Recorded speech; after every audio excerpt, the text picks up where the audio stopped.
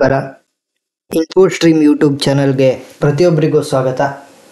ಇವತ್ತು ನಾವು ನಮ್ಮ ಚಾನಲ್ನಲ್ಲಿ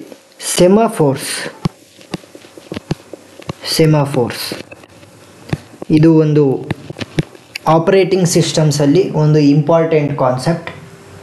ಇದು ಕ್ರಿಟಿಕಲ್ ಸೆಕ್ಷನ್ ಪ್ರಾಬ್ಲಮ್ಸ್ ಜೊತೆ ಬರುತ್ತೆ. ಸೊ ಇದನ್ನು ನಾವು ಡಿಸ್ಕಸ್ ಮಾಡ್ತಾ ಹೋಗೋಣ. ಇದೇನಿದು ಸಿಂಪಲ್ ಸೆಮಾಫೋರ್ಸ್ ಅಂದರೆ ಏನು? ಇದು ಸಿಂಪಲ್ ಸೆಮಾಫೋರ್ಸ್ ಆರ್ ದಿ ಸಿಂಪಲ್ ಒಂದು ನಿಮಿಷ. They are the simple integer variables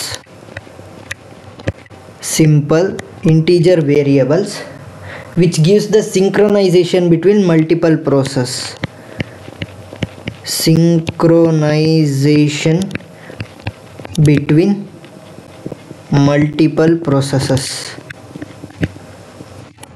ಎರಡಕ್ಕಿಂತ ಜಾಸ್ತಿ ಪ್ರೊಸೆಸಸ್ ಇದ್ದಾಗ ಅವೆರಡರ ಮಧ್ಯೆ ಸಿಂಕ್ರೊನೈಸೇಷನ್ನ ನಾವು ಬಿಲ್ಡ್ ಮಾಡೋದಕ್ಕೆ ಈ ಸೆಮಾಫೋರ್ಸ್ನ ಯೂಸ್ ಮಾಡ್ತೀವಿ. ಇದರಲ್ಲಿ ಎರಡು ಥರ ಬರುತ್ತೆ. ಸೊ ಮೊದಲನೇದು counting, next binary or mutex.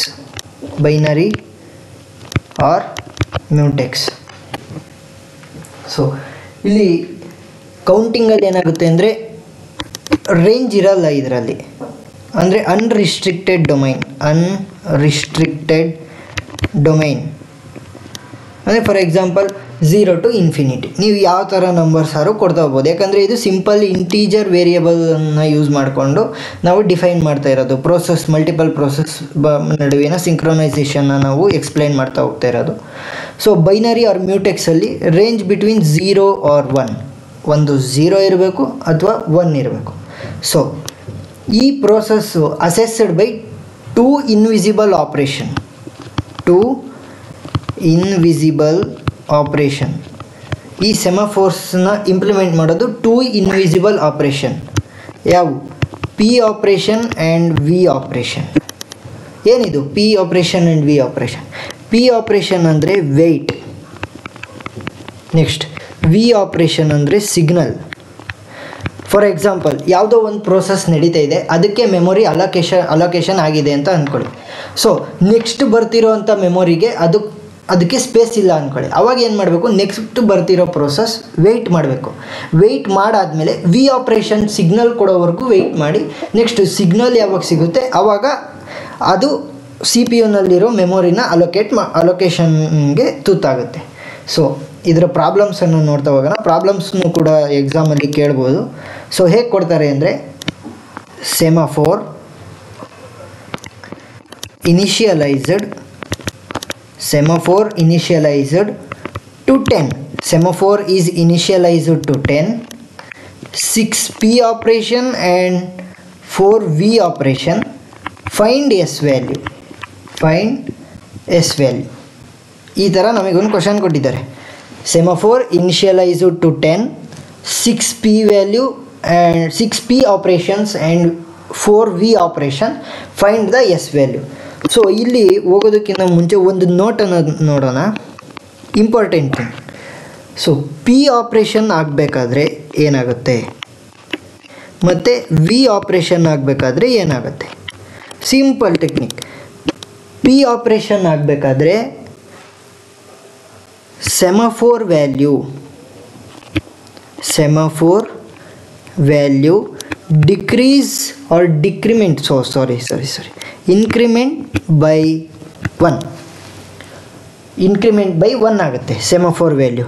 ಇಲ್ಲೇನಾಗುತ್ತೆ? Decrement by 1. P operation ಮಾಡಬೇಕಾದ್ರೆ ಇನ್ಕ್ರಿಮೆಂಟ್ ಬೈ 1 ಅಂದರೆ ವೆಯ್ಟ್ ಆಪ್ರೇಷನ್ನಲ್ಲಿ ಇನ್ಕ್ರಿಮೆಂಟ್ ಬೈ 1. ವಿ ಆಪ್ರೇಷನ್ ಅಂದರೆ ಸಿಗ್ನಲ್ ಆಪ್ರೇಷನ್ನಲ್ಲಿ ಡಿಕ್ರಿಮೆಂಟ್ ಬೈ 1. ಸೊ ಇಲ್ಲೇನು ಕೊಟ್ಟಿದ್ದಾರೆ? Semaphore initialized to 10. ಸೊ ನಾವು ಎಸ್ ವ್ಯಾಲ್ಯೂನ ಕಂಡುಹಿಡಿಯೋಕೆ ಕೇಳಿದ್ದಾರೆ. Semaphore initialized to 10. ಫಸ್ಟ್ ಏನಿದೆ? 10 ಇದೆ. ಸೊ ನೆಕ್ಸ್ಟು ನಮಗೇನಿದೆ? 6P operation. 6P ಆಪ್ರೇಷನ್ ಅಂದರೆ ಏನು? 6P ಆಪ್ರೇಷನ್ ನಡೀತಿದೆ ಅಂದರೆ 6P ಆಪ್ರೇಷನ್ ನಡಿಬೇಕಾದ್ರೆ ನಮಗೇನಾಗುತ್ತೆ? ವ್ಯಾಲ್ಯೂ ಡಿಕ್ರಿಮೆಂಟ್ ಆಗಬೇಕು. ಸಾರಿ ಪ್ಲೀಸ್ ಕ್ಷಮಿಸಿ, ಇಲ್ಲಿ ಡಿಕ್ರಿಮೆಂಟ್ ಆಗಬೇಕು. ಪಿ ಆಪ್ರೇಷನ್ ಆಗಬೇಕಾದ್ರೆ ಡಿಕ್ರಿಮೆಂಟ್ ಆಗಬೇಕು, ವಿ ಆಪ್ರೇಷನ್ ಆಗಬೇಕಾದ್ರೆ ಇನ್ಕ್ರಿಮೆಂಟ್ ಆಗಬೇಕು. ಇಲ್ಲಿ ತಪ್ಪಾಯಿತು, ಕ್ಷಮಿಸಿ. ಪಿ ಆಪ್ರೇಷನ್ ಆಗ್ತಿರೋದ್ರಿಂದ ಏನು ಮಾಡಬೇಕು? P operation decrement by 1.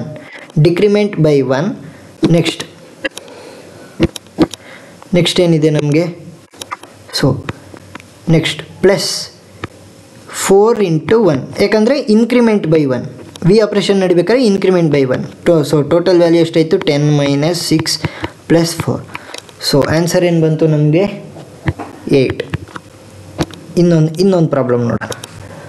First initialized to 7.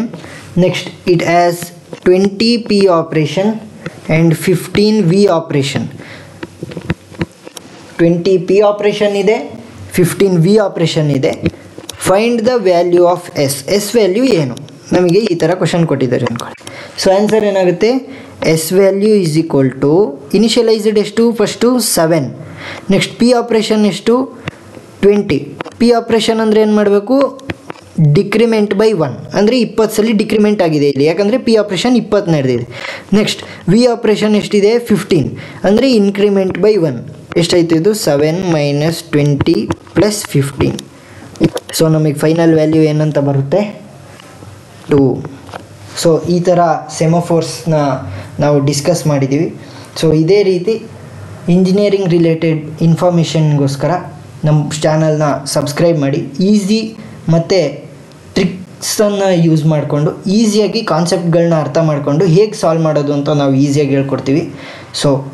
ಈ ವಿಡಿಯೋ ಇಷ್ಟ ಆಗಿದ್ದರೆ ಲೈಕ್ ಮಾಡಿ, ನಿಮ್ಮ ಫ್ರೆಂಡ್ಸ್ ಜೊತೆ ಶೇರ್ ಮಾಡಿ. Please support me. Thank you.